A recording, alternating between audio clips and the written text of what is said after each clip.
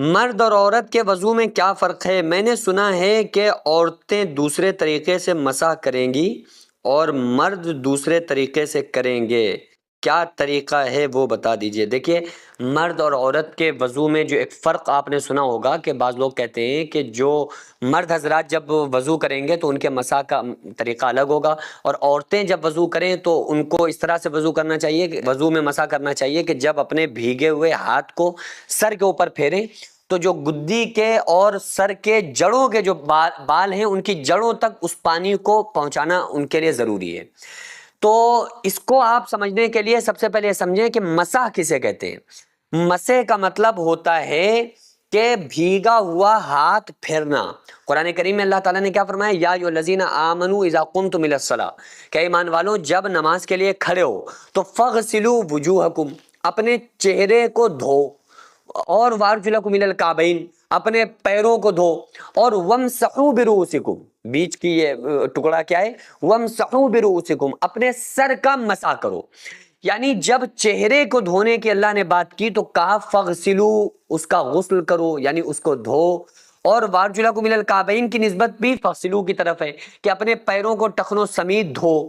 تو یہ پیروں کو ٹخنوں سمیت دھونا، ہاتھوں کو کوہنیوں سمیت دھونا، اور اپنے چہرے کو پورا چہرہ دھونا، یعنی سر کے بالوں سے لے کر یعنی سر کے بالوں سے تھوڑی کے نیچے تک، ایک کان کی لو سے دوسرے کان کی لو تک پورا چہرہ دھونا فرض ہے۔ دونوں ہاتھوں کو کوہنیوں سمیت دھونا فرض ہے۔ چوتھائی سر کا مسح کرنا فرض ہے۔ دونوں پیروں کو ٹخنوں سمیت دھونا فرض ہے۔ تو جن چیزوں کو، جن اعضاء کو اللہ تعالیٰ نے دھونے کا حکم دیا تھا ان کے ساتھ فرمایا فغسلوا، کہ ان کا غسل کرو، ان کو دھو۔ اور جب بات سر کی آئی تو مسح کا جب اللہ نے حکم دیا تو کہا وامسحوا برؤوسکم، اپنے سروں کا مسح کرو۔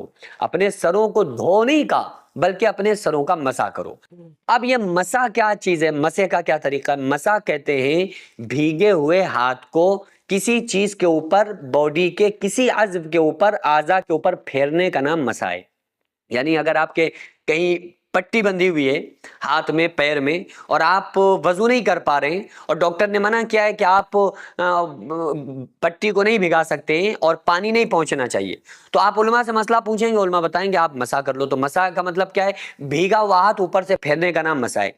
تو سر کا بھی اللہ تعالیٰ نے حکم دیا ہے سر کے مسح کا، کہ سر کا مسح کرو۔ کیسے کریں گے؟ بھیگا ہوا ہاتھ جو پانی میں، پانی کو لیا ہاتھ میں، پانی پھینک دیا، ہاتھ بھیگ گئے، ہاتھ ہمارے تر ہیں پانی سے، اب ہمیں سر کے اوپر اس طرح سے لے جانا ہے۔ چوتھائی سر کا مسح کرنا فرض ہے، یعنی پورے جو سر کا حصہ ہے اس میں چوتھائی حصہ آپ لے لیں، پہلے کا، بیچ کا یا آخر کا، کہیں سے بھی آپ چوتھا حصہ سر کے حصے کے 4 حصے کریں، 4 ٹکڑے کریں، مطلب سمجھ لیں کہ بھئی ایک حصہ یہ ہو گیا، دوسرا یہ، تیسرا یہ، چوتھا یہ۔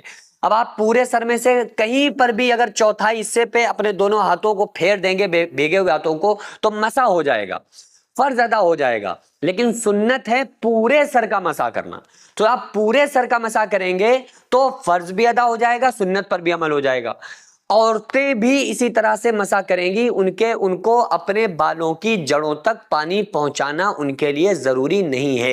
یہ ایک غلط فہمی لوگوں کے اندر ہے، یہ ایک غلطی ہے لوگوں کے اندر بڑی، کہ عورتیں جڑوں تک پانی پہنچائیں۔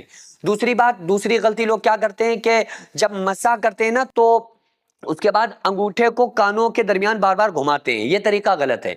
آپ کے نے پانی لیا، چھوڑا، سر کے پورے سر کا مسح کر لیا، جو آپ کی ہتھیلی میں پانی تھا اس سے مسح ہو گیا پورے سر کا۔ اس کے بعد بیچ، یہ شہادت والی جس کو انگلی بولتے ہیں، انگوٹھے کے برابر والی، اس کو کانوں میں ڈالنا ہے، اور پورے کان کا جو حصہ ہے ترچھا برچھا اندر، پورے میں اس کو گھمانا ہے۔ پھر اس کے بعد انگوٹھے کو آپ کو کانوں کے اندر لے جانا ہے اس طرح سے، پھر اس طرح سے واپس لے آنا ہے۔ تو اب آپ کی انگلی میں جو پانی تھا اس کا بھی استعمال ہو گیا، ہتھیلیوں میں جو پانی تھا سر پہ استعمال ہو گیا، انگوٹھوں میں جو پانی تھا اس کا کانوں کے نیچے استعمال ہو گیا۔ اب بچے آپ کے ہاتھوں کی پشت، یعنی پیچھے کا حصہ، اس کو آپ کو اپنی گردن کے اوپر پھیرنا ہے اس طرح سے، تو یہ گردن کا بھی مسح ہو جائے گا۔ تو گردن کا مسح کرنا سنت ہے۔ جب آپ اس طرح سے کریں گے وضو اور مسح تو آپ کا یہ سنت طریقہ جو ہے، اس میں سنت بھی آپ کی ادا ہو جائے گی۔ اس کے بعد تیسری لوگ غلطی کرتے ہیں کہ پیروں کی انگلیوں کا خلال نہیں کرتے۔ خلال کس طرح سے کیا جائے گا؟ کہ انگلیوں کے درمیان، انگلیوں کے بیچ میں अपने उल्टे हाथ की छुंगली से, यानी छुंगली से लोग बोलते हैं, हालांकि छुंगली होती नहीं, छुंगली उसे कहते हैं जिसकी 6 उंगली हो, लेकिन ये मशहूर है कि छोटी उंगली को छुंगली बोला जाने लगा है।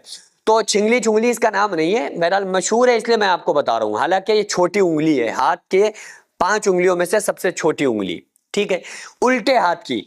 इससे आपको जब पहले सीधा पांव आपको धोना है तो उसकी जो सबसे छोटी उंगली के बीच में जो खला है उसके दरमियान आपको इस तरह से उंगली डालना है, पैर की उंगली में, फिर उसके बराबर वाली, फिर उसके बराबर वाली, फिर 4 जो खला है बीच में उसमें डालना है।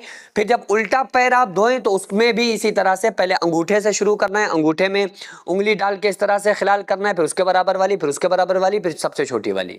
तो इस तरह से आपको पैरों की उंगलियों का भी खिलाल करना है, क्योंकि जब हमारा वजू मुकम्मल और खुशू खुजू की तरह से मसनून तरीके से अदा नहीं होगा तो हमारी नमाज में भी खुशू और खुजू पैदा नहीं हो सकता। आका अलैहिस्सलाम ने इरशाद फरमाया जिसका वजू नहीं उसकी नमाज नहीं। तो इसलिए जितनी अच्छी तरह से आका अलैहिस्सलाम ने नमाज पढ़ने का हुक्म दिया है खुशू खुजू के साथ, इसी तरह से वजू का भी इसी तरह से हुक्म दिया है कि वजू को खुशू और खुजू के साथ अच्छी तरीके से अदा किया जाए। तो बहरहाल औरतों और मर्दों का वजू में जो तरीका है वो सेम है, लोगों में गलतफहमी थी, मैंने उसका इजाला कर दिया है। सैकड़ों ऐसे गरीब परिवार जो फाका करके जिंदगी गुजार रहे हैं और बहुत से ऐसे मजबूर लोग जो गुर्बत की वजह से बीमारियों से जूझ रहे हैं और उनके पास इलाज कराने के लिए भी पैसे नहीं है, तो उन गरीब फैमिलीज को हर महीने हमारी सोसाइटी राशन देती है और उन गरीबों का फ्री में इलाज कराती है। तो आप लोग हमारे साथ मिलकर उन बेवा औरतों और यतीम बच्चों का सहारा जरूर बने और उनके राशन और दवा इलाज के लिए ज्यादा से ज्यादा ताबुन करें और ये इरादा करें कि गरीब के बच्चों को इंशाल्लाह भूखा नहीं सोने देंगे और हर हफ्ते हर महीने आप लोगों से जो भी हो सके आप ताबुन जरूर करें। इनको 10-10 साल से जो लोग बिस्तर पर पड़े हुए हैं इंशाल्लाह ताला हम सब मिलकर उन गरीबों का इलाज भी कराएंगे और हर महीने इंशाल्लाह ताला उन गरीबों को हम राशन पहुंचाएंगे। ये सोसाइटी का अकाउंट नंबर है और ये स्कैनर है, आप लोग इस अकाउंट पर या इस स्कैनर के जरिए आप गरीब फैमिलीज की हेल्प कर सकते हैं।